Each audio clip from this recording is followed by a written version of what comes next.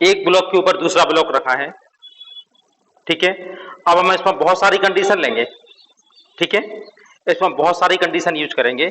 First condition ये है कि दोनों सरफेस, ये वाली सरफेस और ये वाली सरफेस फ्रिक्शन लेस है, और आप ऊपर वाले ब्लॉक पर एक फोर्स लगाते हो F, ठीक है, इसकी लेंथ है L।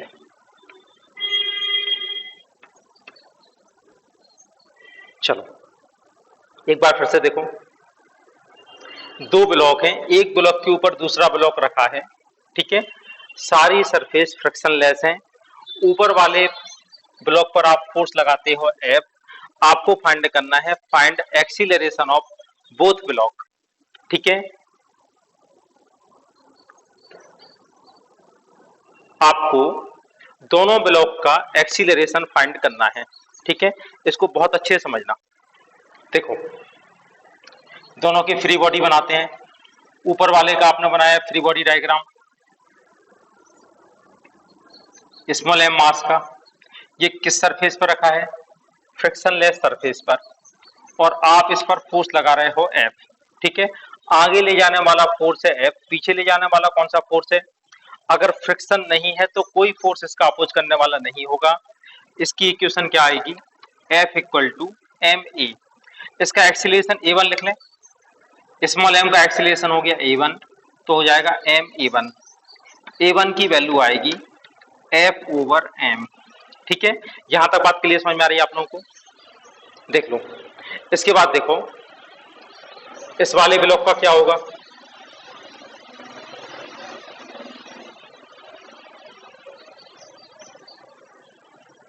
कैपिटल M ब्लॉक आपने बना लिया, ठीक है।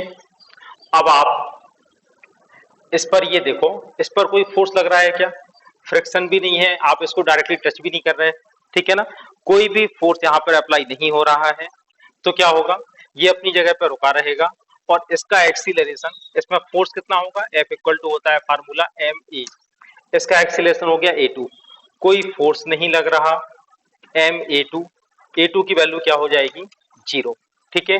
यहां तक बेटा क्लियर हो। इसका सेकंड केस हो गया, दोनों ब्लॉक के बीच में फ्रिक्शन है म्यू, और नीचे वाली जो सरफेस है, ये वाली सरफेस है फ्रिक्शन लेस है, ठीक है। आप फोर्स किस पर अप्लाई करते हो, आप फोर्स यहां पर अप्लाई कर रहे हो ऊपर वाले ब्लॉक पर, ठीक है। अब आप इसका फ्री बॉडी बनाओ, देखो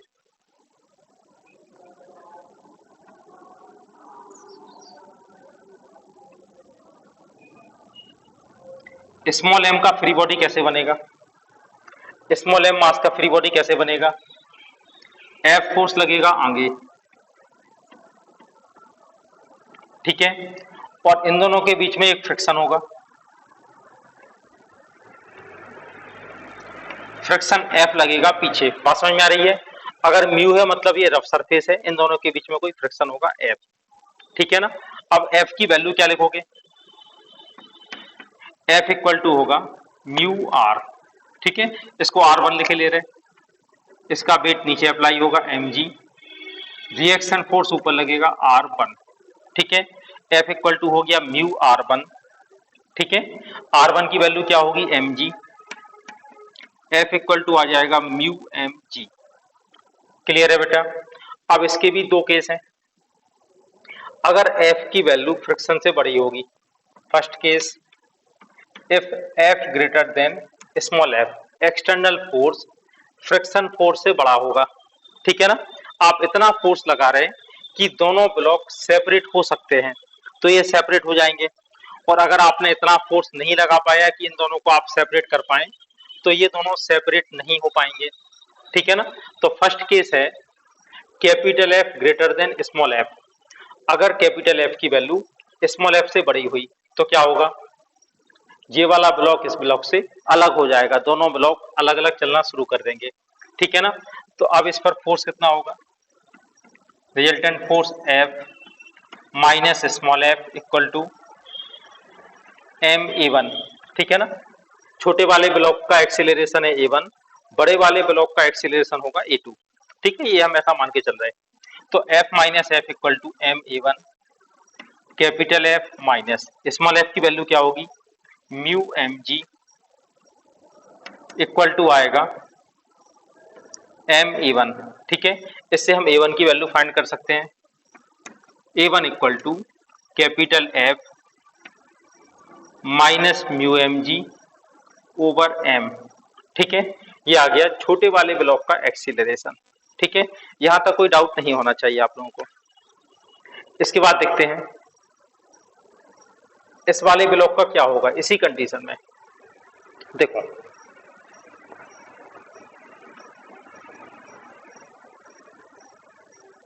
कैपिटल एम का बनाते हैं फ्री बॉडी डायग्राम। ये बॉडी होगी कैपिटल एम। ठीक है, हमने आपको बताया था फ्रिक्शन फोर्स हमेशा कॉन्टैक्ट सरफेस पे पेयर में अप्लाई होते हैं। तो अगर आप छोटे वाली बॉडी पर लगा रहे हो इस डायरेक्शन में फ्रिक्शन, तो बड़ी वाली बॉडी पर कैसा लगेगा, फ्रिक्शन कहाँ लगेगा, इसके अपोजिट। ठीक है ना, फ्रिक्शन की डायरेक्शन इसके अपोजिट होगी इस सरफेस पर। ठीक है ना, और नीचे वाली सरफेस कैसी है, स्मूथ। ये वाली सरफेस है स्मूथ। ठीक है, अब इसका मोशन कैसा होगा, ये वाली बॉडी भी आगे बढ़ेगी लेकिन किसके कारण, ड्यू टू फ्रिक्शन। ठीक है ना, जो बड़ा वाला ब्लॉक है ये फ्रिक्शन के कारण आगे बढ़ेगा। ठीक है, और आप इसमें देखें इक्वेशन क्या होगी, आगे वाला फोर्स माइनस पीछे वाला फोर्स। पीछे वाला कोई फोर्स है नहीं, F equal to capital M A two. ठीक है, इसका एक्सीलरेशन है ए टू। एफ की वैल्यू क्या होगी हम लोग फाइंड कर चुके हैं, mu M G equal to capital M A two. इससे ए टू की वैल्यू आ जाएगी mu M G over capital M. ठीक है, यहां तक देखो कंडीशन कुछ इस टाइप की है। एक ब्लॉक आपको ये सरफेस हो गई फ्रिक्शनलेस सरफेस, ये फ्रिक्शनलेस सरफेस है। इस सरफेस पर एक बड़ा ब्लॉक है, उसके ऊपर एक छोटा ब्लॉक है। ठीक है, आप फोर्स किस ब्लॉक को लगा रहे हो, आप फोर्स अप्लाई कर रहे हैं छोटे ब्लॉक पर। ठीक है, आपने छोटे वाले ब्लॉक पर फोर्स अप्लाई किया। ठीक है, क्या हो रहा है, थोड़ा सा ये आगे बढ़ा। ठीक है ना, दोनों ब्लॉक चलना, एक नीचे वाला ब्लॉक एक ऊपर वाला ब्लॉक। ऊपर वाले ब्लॉक पर आपने फोर्स लगाया। देखो आ रही बात समझ में कि नहीं आ रही, तो ऊपर वाला ब्लॉक चला है, नीचे वाले को हमने टच भी नहीं किया, लेकिन फिर भी आपको दिखाई दे रहा है कि नीचे वाला भी चलने लगा। इसके बाद सेकंड केस देखो, इसी का सेकंड केस, जो कैपिटल एफ है is less than small F. ठीक है, कैपिटल एफ की वैल्यू स्मॉल एफ से छोटी है। देखो कैपिटल एफ की वैल्यू स्मॉल एफ से छोटी है। स्मॉल एफ क्या है बेटा, इन दोनों के बीच का फ्रिक्शन। ठीक है, अब आप ये बताओ, जो खींचने वाला फोर्स है एफ और पकड़ के रखने वाला फोर्स है स्मॉल एफ। ठीक है ना, फ्रिक्शन फोर्स। तो फ्रिक्शन फोर्स इन दोनों को अलग होने देगा कि अलग नहीं होने देगा। देखो फिर से समझ लो, फ्रिक्शन फोर्स का काम है इनको पकड़ के रखना, और एक्सटर्नल फोर्स का काम है इनको अलग अलग करना। तो अलग अलग करने वाला फोर्स छोटा है और पकड़ के रखने वाला फोर्स बड़ा है। ठीक है, तो ये दोनों सेपरेट हो पाएंगे कि नहीं हो पाएंगे, ये बता दो हमें बस। ये दोनों सेपरेट होंगे कि नहीं होंगे, हाँ सेपरेट नहीं होंगे ना, क्या बेटा। देखो फिर से समझो, कैपिटल एफ करना चाहता है इन दोनों को सेपरेट, और स्मॉल एफ चाहता है दोनों पकड़ के रखे रहें। ठीक है ना, एक दूसरे के साथ स्टिक रहें। तो स्मॉल एफ बड़ा है। ठीक है ना, मतलब जो फोर्स इन दोनों को आपस में जोड़े रखे है वो वाला फोर्स बड़ा है, कुछ इस तरह से इसको आप चेक कर सकते हो। देखो एक छोटा वाला ब्लॉक है, ये बड़ा वाला ब्लॉक है। ठीक है ना, आप इसमें फोर्स लगा रहे हो ऊपर वाले ब्लॉक पर, आप फोर्स लगा रहे हो ऊपर वाले ब्लॉक पर। ठीक है ना, अब आप ये देखो फ्रिक्शन फोर्स ऐसा है कि वो इन दोनों को सेपरेट नहीं होने देना चाहता। ठीक है ना, तो ये दोनों अगर चलेंगे तो साथ साथ चलेंगे। देखो ये देख लो आप, ये चेक कर लो। ठीक है, दिखाई दे रहा है बेटा ऐसा। देखो फ्रिक्शनलेस सरफेस है, एक बड़ा ब्लॉक एक छोटा ब्लॉक। आप छोटे वाले ब्लॉक पर फोर्स लगा रहे हैं, आप छोटे वाले ब्लॉक पर फोर्स लगा रहे हैं। देखो ठीक है, तो सेपरेट करने वाला फोर्स छोटा है तो ये सेपरेट कर ही नहीं पाएगा, ठीक है ना। यहां तक बात समझ में आ रही कि नहीं आ रही? तो अब क्या होगा, जब सेपरेट नहीं होंगे तो क्या होगा, दोनों ब्लॉक साथ साथ चलेंगे, और जब साथ साथ चलेंगे तो आप इसको एक पूरा कंप्लीट एक सिस्टम मान सकते हो, ठीक है ना, जिसमें टोटल मास कितना हो जाएगा, capital M plus small M, और एक कंबाइंड फोर्स आप ले लो सिर्फ एफ, ठीक है ना। अब ये मत समझना कि आप बोल रहे हैं कि यहाँ पर स्मॉल एफ की वैल्यू बड़ी है तो ये चलने नहीं देगा, ठीक है ना। दोनों ब्लॉक इस सरफेस पर, नीचे वाली सरफेस पर एक साथ चलेंगे, दोनों ब्लॉक नीचे वाली सरफेस पे चलेंगे साथ साथ, ठीक है, और इनका एक ही एक्सीलरेशन होगा, इसको कैपिटल ए का नाम देते हैं, ठीक है ना। अब इक्वेशन क्या होगी, F equal to capital M plus small M into A, ठीक है। कैपिटल ए क्या कहलाएगा, इनका कॉमन एक्सीलरेशन, ठीक है, दोनों एक ही एक्सीलरेशन से आगे चलेंगे और ए की वैल्यू हो जाएगी A equal to capital F upon M plus M, ठीक है, दोनों का एक्सीलरेशन यही।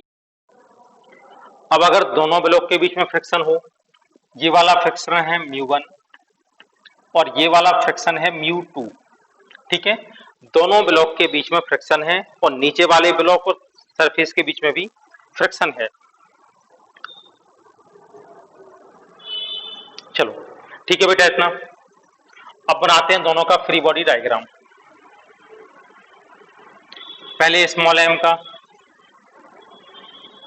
ठीक है, आगे कौन सा फोर्स इसको खींचने वाला है, कैपिटल एफ, ठीक है, इन दोनों के बीच में एक फ्रिक्शन होगा F1, ठीक है, और कोई फोर्स यहां पर है नहीं। बड़े वाले ब्लॉक का क्या होगा,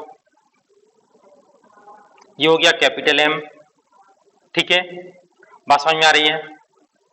अब आप ये देखो, इन दोनों सरफेस के बीच में एक फ्रिक्शन है, ये फ्रिक्शन होगा F2, ठीक है, और एक फ्रिक्शन इन दोनों के बीच में लगेगा, इन दोनों सरफेस के बीच में, ठीक है ना, F1।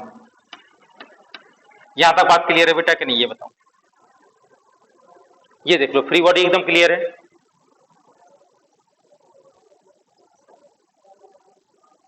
चलो अब हम लिखते हैं इक्वेशन, ठीक है, इसका एक्सीलरेशन है a1, इसका एक्सीलरेशन है a2, ठीक है। अब आप यहां पे देखो, इसके फिर से दो केस हो सकते हैं, कैपिटल एफ की वैल्यू स्मॉल f1 से बड़ी हो या इससे छोटी हो, ठीक है ना। बड़ी होगी तो सेपरेट होंगे, बड़ी नहीं होगी तो सेपरेट नहीं होंगे, ठीक है ना। तो अभी हम मान के चल रहे हैं कि capital F is greater than f1, ठीक है। तो अब इक्वेशन क्या आएगी, capital F minus f1 equal to ma1, ठीक है ना। f1 की वैल्यू क्या होगी, पहले हम लोग फाइंड कर चुके हैं, mu M G equal to ma1, इससे a1 की वैल्यू आ जाएगी a1 इक्वल टू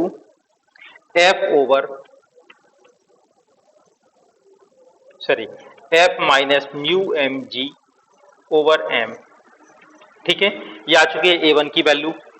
अब आप देखो नीचे वाले ब्लॉक का क्या होगा, इसकी फिर से दो केस हैं, small f1 greater than f2, अगर f1 की वैल्यू f2 से बड़ी होगी तो ये सरफेस पर चलेगा, और अगर f1 की वैल्यू f2 से छोटी होगी तो ये सरफेस पर नहीं चल पाएगा, ठीक है ना। यहां तक बात क्लियर समझ में आ रही कि नहीं आ रही, small f1 greater than f2। अब इसकी इक्वेशन क्या होगी, f1 minus f2 equal to क्या आएगा, कैपिटल ma2, ठीक है ना। यहां तक बात समझ में आ रही कि नहीं आ रही, ये बताओ। अगर f1 की वैल्यू f2 से बड़ी है तो f1 minus f2 equal to m, कहां बेटा, हाँ μ1, ये μ1 होगा, ठीक है। यहां तक बात समझ में आ रही कि नहीं आ रही, f1 की वैल्यू आप लोग फाइंड कर चुके हैं, f1 की वैल्यू है μ1 mg, ठीक है। f2 की वैल्यू फाइंड कर सकते हैं, f2 की वैल्यू कैसे होगी, इसके लिए आप देख लो f2 की वैल्यू क्या होगी। इसके लिए हम बनाते हैं इसका फ्री बॉडी डायग्राम। देखो ये हो गया कैपिटल M, इसका वेट नीचे लगेगा कैपिटल mg, ऊपर वाला जो ब्लॉक है इससे एक रिएक्शन फोर्स इस पे लगेगा। रिएक्शन फोर्स कैसे लगेगा देख लो। देखो इसके ऊपर ये रखा, दोनों के बीच में पेयर में एक फोर्स लगता है, कांटेक्ट फोर्स या रिएक्शन फोर्स R1 R2, और इन दोनों के बीच में एक रिएक्शन फोर्स लगेगा R2। क्लियर है बेटा? ये ऐसा हम लोग कई बार पढ़ चुके हैं। ऊपर वाले का एक रिएक्शन फोर्स लगेगा R1। ठीक है, देखो यहां तक क्लियर है? चलो अब आप इसमें देखो, ये हो गया F2। ठीक है, इस पर एक फोर्स लगेगा F1। ठीक है, और कोई फोर्स यहां पर नहीं लग रहा है। ठीक है, अब आप ये देखो F2 की वैल्यू हमें फाइंड करनी है, तो F2 इक्वल टू क्या होगा, म्यू 2 R2। ठीक है, R2 की वैल्यू कैसे फाइंड करेंगे, जी। ठीक है, ये देख लो mg plus R1 equal to R2, mg plus R1 equal to R2। ठीक है ना, यहां तक बात समझ में आ रही कि नहीं आ रही? और R2 की वैल्यू आप यहां पर रख देंगे। R1 की वैल्यू क्या होगी, R1 की वैल्यू होगी small mg, capital mg plus small mg equal to क्या आएगा, R2। ठीक है ना, ये वैल्यू बेटा यहां पुट कर दो। F2 equal to mu 2, R2 की वैल्यू होगी capital mg plus small mg। ठीक है, ये F2 की वैल्यू है। अब इसकी इक्वेशन क्या होगी, F1 minus F2 equal to Ma2। ठीक है ना, F1 F2 की वैल्यू हम लोग फाइंड कर चुके हैं, तो A2 की वैल्यू क्या आ जाएगी, A2 की वैल्यू आएगी F1 minus F2 over capital M।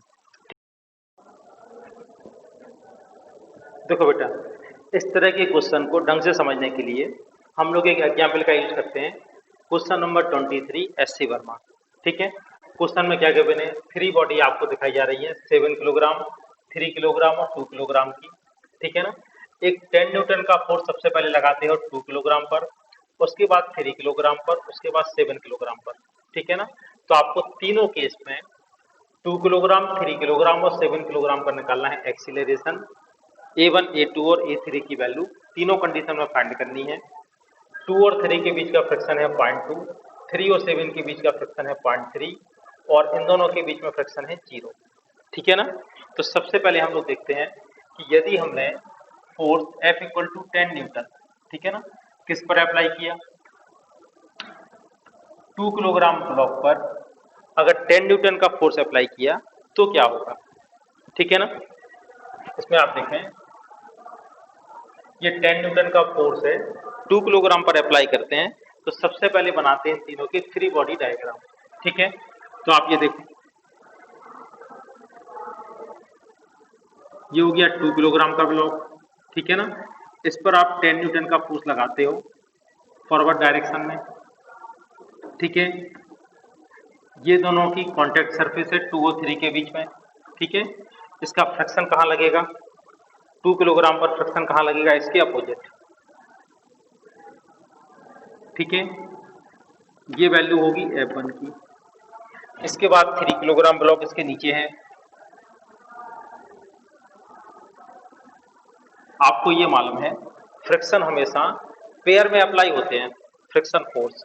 ठीक है, तो पेयर में कौन कौन सी सरफेस हैं, 2 और 3, तो 3 किलोग्राम पर इतना ही फ्रिक्शन फोर्स इसके अपोजिट डायरेक्शन में लगेगा F1। ठीक है, अब हम देखते हैं 2 किलोग्राम फोर्स पर लगने वाले फ्रिक्शन की वैल्यू क्या होगी। ठीक है ना, तो F1 की वैल्यू क्या होगी, F1 इक्वल टू होगा म्यू R यानी म्यू mg।